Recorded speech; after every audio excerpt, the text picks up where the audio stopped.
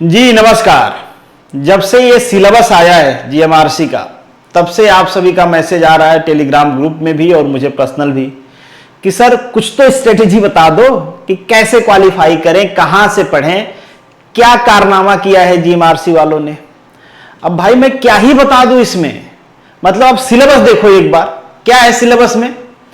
Syllabus में 20 marks की logical reasoning, हाँ समझ में आता है। 20 मार्क्स की गुजराती बिल्कुल समझ में आता है, कर लेंगे। क्वांट है, कर लेंगे। जनरल इंग्लिश है, कर लेंगे। पर 40 नंबर में बवासीर है भाई।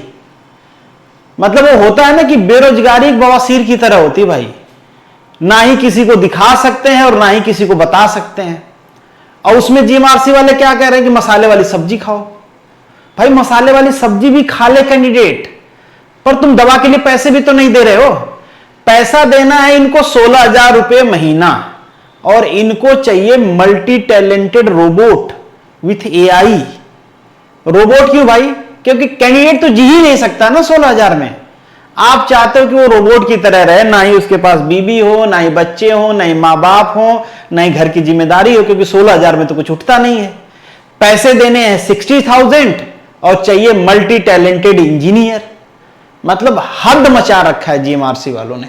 अच्छा, गलती एचआर वालों की भी नहीं है, पूरा सिस्टम एक कॉन्ट्रैक्ट बेस बना रखा है। इनका खुद अपना सिस्टम नहीं डिफाइंड है। इनको पता ही नहीं कि 5 साल बाद ये जो मल्टी टैलेंटेड इंजीनियर हायर कर रहे हैं, ये मल्टी टैलेंटेड इंजीनियर्स का 5 साल बाद क्या होना है, इनको खुद को नहीं पता है। अभी तक इनकी पॉलिसी नहीं बनी कि रेगुलर कैसे करना है, क्योंकि जो पहली बैच इन्होंने रिक्रूट किया है, अब उसका टाइम आने वाला है। उनके साथ क्या होगा वो बच्चे खुद ही नहीं समझ पा रहे। उनके साथ क्या होगा, कैसे करेंगे? एचआर से लेके जनरल मैनेजर तक सारे कॉन्ट्रैक्ट पे हैं। किसी को अपने नौकरी का ठिकाना नहीं है, तो वो दूसरे की नौकरी के बारे में क्यों सोचेगा? ऐसे ही चल रहा है। अभी ट्रेन लड़ रही है, कुछ दिन बाद गुजरात मेट्रो लड़ेगी आपस में। भाई 15,000 16,000 दोगे और कहोगे कि ट्रेन चलाओ, क्या चलाएगा बंदा? उसके दिमाग में चल रहा है भाई कि पैसे खत्म हो गए हैं, घर का खर्च कैसे चलाएं, और वो ट्रेन चला रहा है, तो लड़ाएगा ही। मतलब गवर्नमेंट मतलब प्रोजेक्ट ये गवर्नमेंट का है, special purpose vehicle joint venture by the central government and Gujarat government. कहते हुए शर्म नहीं आती कि हम 15,000 इंजीनियर को देंगे, 16,000 इंजीनियर को देंगे। दे रहे हैं, ठीक है, बच्चा मेहनत भी कर ले, पढ़ भी ले, पर कुछ सिक्योरिटी तो हो। 2 साल बाद क्या होगा, उसके साथ 4 साल बाद क्या होगा।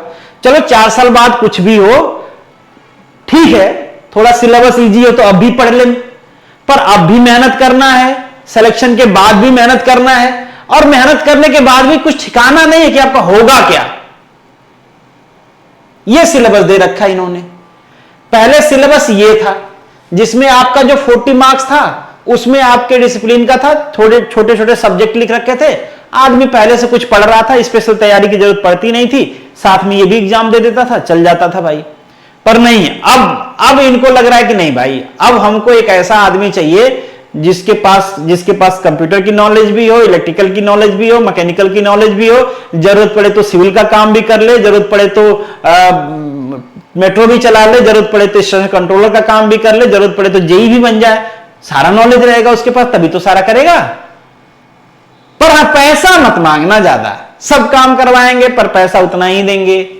हालांकि बाकी के सिलेबस में इन्होंने चेंजेस नहीं किए हैं, इनके सिलेबस में इन्होंने अलग ही कर दिया है। ये देखिए, ये सिलेबस देखिए भाई, एससीटीओ के सिलेबस दे रखा है, सब कुछ डाल दिया इसमें, केमिस्ट्री, फिजिक्स, मैथ, बायोलॉजी, जो छूटा था वो भी डाल देते, एनवायरमेंट साइंस भी डाल देते कि तुम बस से कितना बढ़िया चला रहे हो, तुमसे पोल्यूशन कम हो रहा, वो भी तो जानना चाहिए इनको कि ऐसी गाड़ी चला रहे हैं जो पोल्यूशन कम फैलाती है। बताओ, ड्राइवर को ही नहीं पता, वो भी डाल देते, उसके बारे में भी थोड़ा सा पढ़ लेते। थोड़ा सा मेडिकल का भी सिलेबस डाल देते कि मान लो मेट्रो लड़ जाएगी तो जो पैसेंजर होंगे उनको तो फर्स्ट एड तो देना पड़ेगा, तो ड्राइवर चल के बेचारा फर्स्ट एड भी दे लेता, तुमको वो भी बुलाने की जरूरत नहीं पड़ती, सब कर लेता यही। मतलब गजब का सिलेबस दे रखा है। पिछली बार मैंने सैलरी के लिए क्रिटिसाइज कर दिया था, कुछ लोगों को बुरा लग गया था, जो जॉब कर रहे थे उनको बुरा लग गया, उनको अपनापन आने लगता है। हम जॉब कर रहे हैं, डीएमआरसी में हैं, आप बेइज्जती कर रहे हो डीएमआरसी की। अरे भैया क्या बेइज्जती कर रहे हैं यार, करवा रहे हैं डीएमआरसी वाले, देखो क्या पढ़ाएंगे।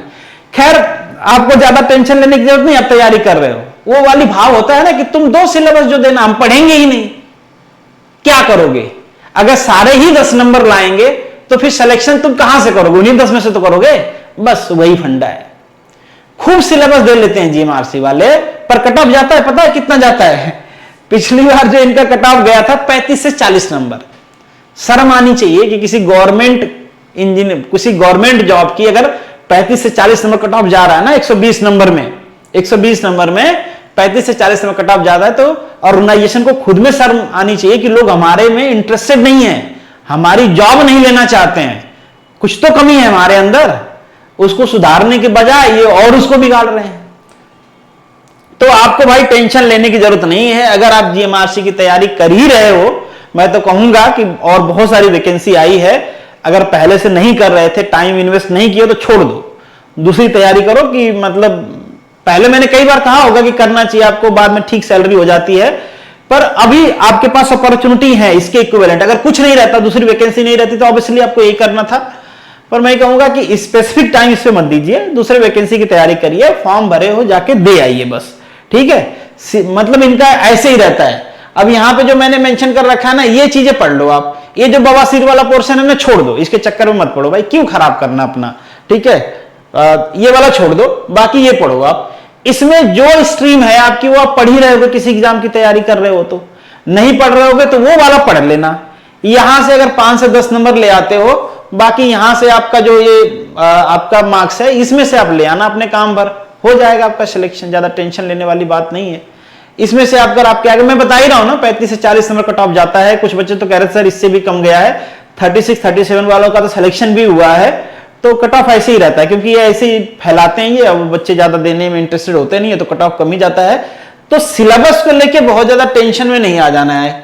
अगर आपने डिसाइड कर रखा है कि नहीं हमको तैयारी करनी ही है, एससीटीओ की तैयारी करनी है, जॉब ठीक होती है, सैलरी को छोड़ दे तो सैलरी भी 2 साल बाद ठीक हो जाती है, पर अभी 5 साल बाद क्या होगा उसका डिसीजन उन्होंने लिया नहीं है, ठीक है। अंदर अंदर हो गया और कुछ तो भाई पता नहीं।